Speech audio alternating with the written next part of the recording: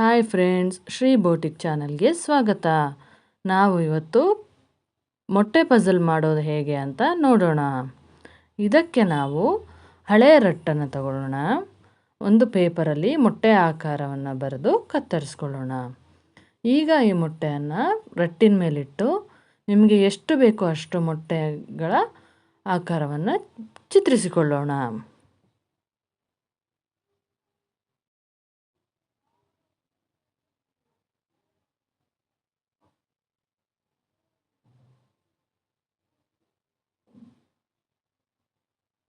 ಈಗ ನಾವು ಮೊಟ್ಟೆಗಳನ್ನು ಕತ್ತರಿಸಿ ಇಟ್ಕೊಳ್ಳೋಣ.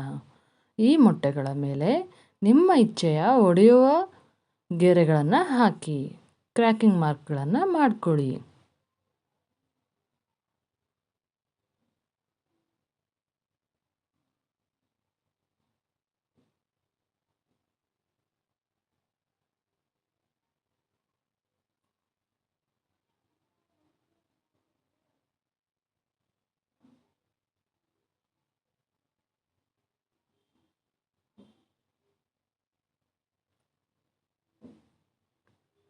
ಈಗ ಇವುಗಳನ್ನು ಕತ್ತರಿಸಿಕೊಳ್ಳಿ.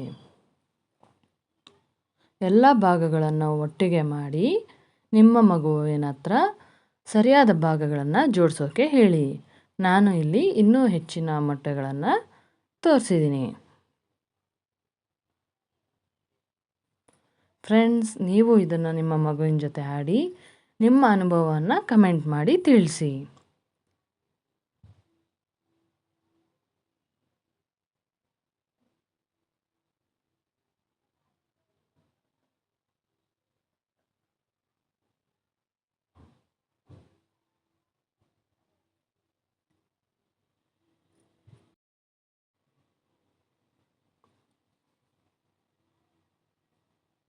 ಈ ವಿಡಿಯೋ ನಿಮಗೆ ಇಷ್ಟ ಆಗಿದರೆ ಲೈಕ್ ಮಾಡಿ, ಕಮೆಂಟ್ ಮಾಡಿ, ಶೇರ್ ಮಾಡಿ,